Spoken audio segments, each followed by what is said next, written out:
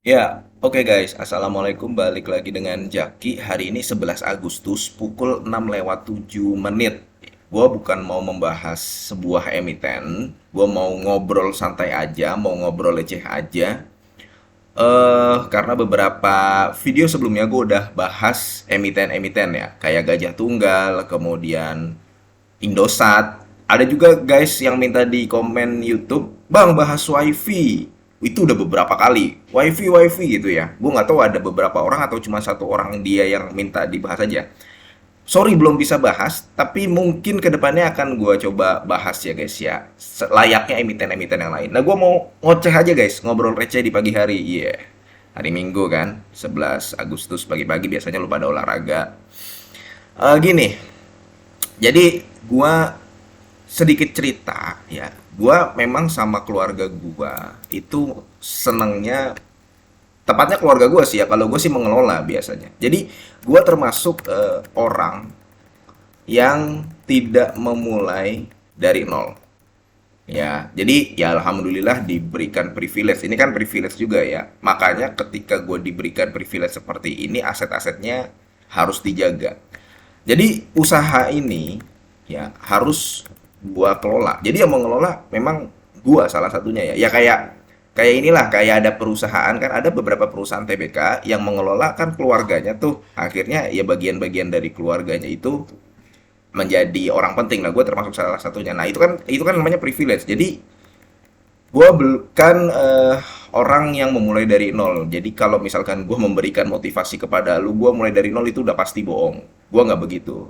Ya, sekali lagi, itu gue diberikan kesempatan. Nggak semua orang bisa begitu. Makanya ketika ada kesempatan harus dijaga. Karena usaha guys, bisnis, atau lu yang orang pengusaha, kalau nggak ditungguin, itu berantakan guys. Pasti ada aja masalahnya. Jadi harus lu tungguin, lu harus jaga aset lu. Nah, yang menarik gini, ya, yang menarik begini, ketika gua dan keluarga gua mencoba untuk membangun bisnis baru. Bisnis barunya ini bergerak di bengkel mobil. Ya, bengkel mobil otomatis. Nah, itu ketika gua mencoba membuka bisnis baru, bisnisnya belum buka. Jadi ini belum buka ya, guys ya. Belum buka. Belum buka. Kemudian gue coba buka dan keluarga gue dari mulai nguruk nguruk tanah. Jadi tanah ada sekitar 100 1.200 meteran nih, ada sekitar 200 1.200 meter persegi ya. Kita kan berarti harus nguruk dulu, nguruk karena ada beberapa yang perlu diuruk gitu loh. Harus jaringan, masang jaringan wifi ya. Nanti buat konsumen kalau misalkan dia servis mobil atau mau nongkrong harus dipasang. Belum lagi ada kendala, ya nggak semua provider penyedia WiFi masuk ke lokasi tersebut. Kita harus nyari yang cost-nya paling rendah. Itu harus dipikirkan, yang cost-nya paling rendah dengan jumlah kecepatannya yang stabil, murah dan stabil. Memang pengusaha maunya kayak begitu pokoknya. Jaringan WiFi-nya harus kita pikirkan. Kemudian beli beli peralatan peralatan untuk angkat mesin di dalam kap mobil, kemudian membuat form service advisornya. Kalau mobil masuk kita harus ngecek eh, jendelanya masalah nggak nih, spionnya masalah nggak nih. Karena kalau misalkan nanti nggak dicek, nggak ada cekernya, mobil ditinggal sama pemiliknya, balik-balik ada kendala, nah itu nggak ada serah terimanya. Jadi memang itu harus dipelajari dari mulai beli peralatannya, beli komponen mobil. Kayak gue juga beli kayak saringan oli Honda, Toyota, dan Nissan, itu gue beli juga komponen-komponen mobil ya, peralatan-peralatan berat, hidroliknya juga beli, kunci-kunci beli, nguruk jaringan wifi, peralatan dan sebagainya dan sebagainya. Nah, ini belum buka guys, belum buka ya. Yang menarik ada orang atau pihak lah, ada pihak atau orang yang macam-macam datang, Pak, gini gini gini, ya kan. Dia ada yang minta pekerjaan. Ya kalau minta pekerjaan masih wajar lah. namanya mencoba kan ya, mencoba untuk ngelamar kerja. Pak, ini tetangga saya, teman saya, adik saya masukin ya gitu. Minta pekerjaan. Itu hal yang wajar. Lu kalau misalkan sekali lagi kalau lu pengusaha pasti nggak akan aneh dengan hal seperti ini. Ada juga yang minta duit, guys. Jadi minta duit karena mungkin ya ada beberapa kali truk masuk bawa tanah, bawa pasir, bawa peralatan dan sebagainya, merasa melihat bahwa wah ini bengkel gede nih ntar nih gitu. Bengkelnya belum buka minta duit 15 juta. 15 juta. Ya, 15 juta ya untuk buka bukan sebulan ya, 15 juta. 15 juta dia bukan siapa-siapa atau mereka bukan siapa-siapa, tapi minta duit 15 juta untuk ya sekedar salam salam pembukaan lah kayak gitu. 15 juta kalau pengusaha lu nggak bisa nih keluar cuma-cuma guys, lu harus masukin kos, dan lu harus bebankan ke konsumen. Gue nggak akan menyebutkan ya, nggak akan menyampaikan yang minta 15 juta ini siapa. Tapi kalau lu yang sering di lapangan, lu yang sering berbisnis dan mencoba membuka usaha, pasti nggak aneh dengan hal-hal tersebut. Nah, karena ada yang begini-begini ya, jangan heran kalau misalkan gue kemarin sempat diskusi dengan beberapa teman gue di Instagram, ya, itu banyak teman-teman gue itu ya, ini yang nonton video ini, yang orang udah masuk ke pasar modal, jangan dibayangkan loh, duitnya 500 ribu, ya mungkin ada yang 500 ribu ya, atau 1 juta gitu guys. Teman-teman yang nonton ini ya, ada yang sekali beli saham itu 700 juta. Ada yang nominal portonya itu udah di atas 2M. Banyak gitu loh. Nah, duit-duit ini guys, kalau misalkan bisa digunakan untuk membuka lapangan pekerjaan baru, itu bisa banyak, kemudian bisa memberikan pekerjaan kepada orang-orang lain, ya terutama kelas menengah ke bawah. Tapi pertanyaannya, mengapa mereka lebih suka menempatkan ke saham, ya, terutama terutama yang berdividen tinggi, ya, ya sebut aja kayak PTBA, Adaro, mungkin kalau bank itu ada Bank Mandiri, ya, Mandiri kan termasuk gede tuh yieldnya. Kemudian ada TPMA dan sebagainya. Demas mungkin walaupun semalam beberapa bulan lalu nggak bagi dividen, tapi sebenarnya track recordnya bagi dividennya gede. Games, ya kan, BSSR dan sebagainya. Mengapa mereka lebih suka? Karena mereka udah beban pikiran guys, beban pikiran yang dihadapi oleh bisnisnya. Bisnis itu kan sekali lagi gue bilang kalau nggak ditungguin itu bisa berantakan. Jadi lu harus nungguin, harus tahu di lapangan tuh bagaimana. Jangan lu tinggal nanti lu dibohongin sama karyawan lu. Kalau ada yang karyawan yang begitu ya, nggak semua karyawan bandel, ada juga yang memang integritasnya bagus dan jujur gitu. Cuman kalau yang bandel ya nanti bisa bikin bisnis lu berantakan. Itu bikin beban pikiran. Nggak apa-apa, itu adalah risiko yang dihadapi oleh semua pengusaha. Itu adalah risiko yang harus dihadapi.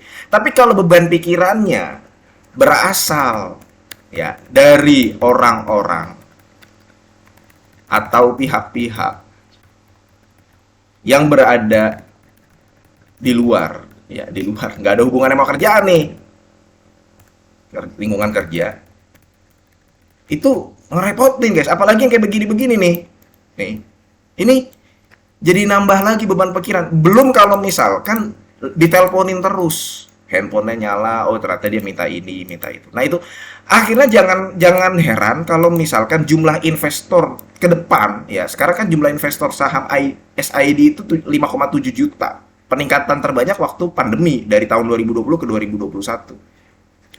Jumlah investor saham sekarang ada 5,7 juta. Lu jangan heran, nanti ke depannya akan bertambah terus. Ya, ini ada positif negatifnya ya. Positifnya ya gue sebagai orang yang konten kreator seneng aja biasanya nanti akan ada lebih banyak yang nonton. Biasanya mudah-mudahan begitu.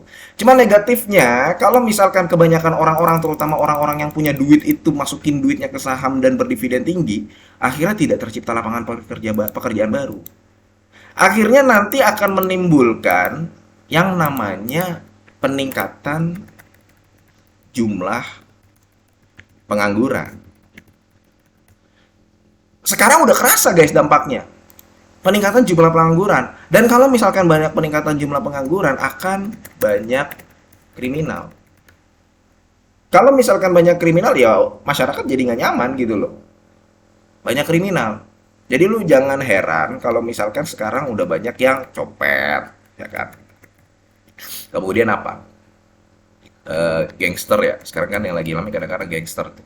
Malam-malam gue lihat di sosmed gangster rame-rame, wow, terus itu karena memang tidak banyak lapangan pekerjaan, tidak tersalurkan. Mereka akhirnya banyak yang nongkrong gitu ya. Nongkrong nggak apa-apa, asal positif. Tapi banyak yang akhirnya ya ini kayak begini-begini nih. Karena tidak ada kesibukan, tidak ada kesibukan. Makanya hal ini ke depannya kemungkinan ya guys ya, apalagi dengan semakin banyaknya orang-orang ya, banyak nih kita, populasi kita kan cukup banyak Indonesia. Kalau misalkan tidak tersalurkan, ya tidak ada kegiatan yang positif, ya akan banyak begini nih. Kayak gitu guys. Jadi itu pula ya yang banyak diungkapkan oleh teman-teman gue di setelah gue berdiskusi. Ya mereka udah banyak, ada loh teman-teman gue yang punya teman-teman di Instagram ini ya, di YouTube. Ya dia bisnisnya punya warteg, kemudian punya kos-kosan gitu. Cuman mulai mengurangi jumlah yang tadinya di bisnis real, masukin ke saham. Ya lu dapat dividen kan enak guys. Bisnis biasanya itu net profit margin ya, kalau distribusi itu 5%-an.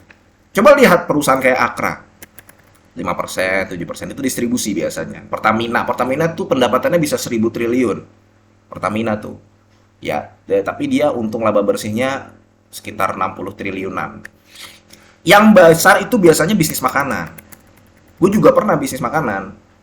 Bisnis makanan itu gede biasanya, bisa ngambil net profit margin itu 50%-an. Bahkan bisa 100% loh. Lu jualan harga 8.000 dijual dengan dipercantik makanannya, bisa dapat net profit margin 100%. Tapi nggak banyak yang begitu. Ada bisnis-bisnis kayak warteg misalkan, manufaktur kayak bengkel gitu ya, bengkel motor itu bisnisnya net profit marginnya itu biasanya di antara 13% sampai 19%. Ya, di antara 13% sampai 19%. Motor juga sama, biasanya di antara 15%. Ya, gua sendiri menjalani itu biasanya net profit marginnya ada di angka 15% sampai 20%. Maksudnya begini, kalau misalkan lo omsetnya sebulan adalah 100 juta, biasanya dapatnya bersihnya setelah dipotong biaya pegawai, insentif, kemudian listrik dan sebagainya, itu dapatnya 15 juta bersih kalau omset lu dalam sebulan 100 juta. Warteg juga sama kayak begitu. Makanan sih biasanya. Makanan apalagi kalau lu yang bikinnya di rumah guys, homemade, lu nggak perlu ada biaya sewa dan sebagainya, itu biasanya net profit marginnya bisa 50%. Sedangkan dividen itu ada guys, banyak yang 10%, banyak yang 10%, banyak yang 15%. Gitu guys. Makanya jangan heran banyak orang yang mulai berpikir, udahlah gue masukin di dividen aja toh, walaupun lebih sedikit dibandingkan bisnis real, lebih sedikit, nggak terlalu banyak, nggak terlalu signifikan, tapi beban pikiran gue nggak nambah. Kayak gitu guys. Dan karena banyak orang menempatkan uangnya di sini, ya ini gue baru ngomong saham ya guys, saham berdividen. Belum ada yang menempatkan uangnya di SBN, reksadana, pasar modal. Apalagi ada yang masuk ke kripto nih sekarang nih, lagi ramai juga kan. Peningkatannya lebih besar daripada saham. Jangan heran orang-orang yang punya duit ini nggak bikin lapangan pekerjaan baru. Nggak bikin lapangan pekerjaan baru, akhirnya banyak pengangguran. Itu guys. Nah, maksud gue bikin video ini menyampaikan realita, cuman ya kalau misalkan memang lu banyak duit, cobalah buka usaha gitu untuk buka lapangan kerja, karena membantu juga kan buat sesama. Oke, mudah-mudahan video ini bermanfaat ya guys, dan semoga lu sehat selalu sehingga kita bisa bertemu kembali di video-video selanjutnya. Ini bukan ajakan jual beli. Gua akhiri, wassalamualaikum warahmatullahi wabarakatuh.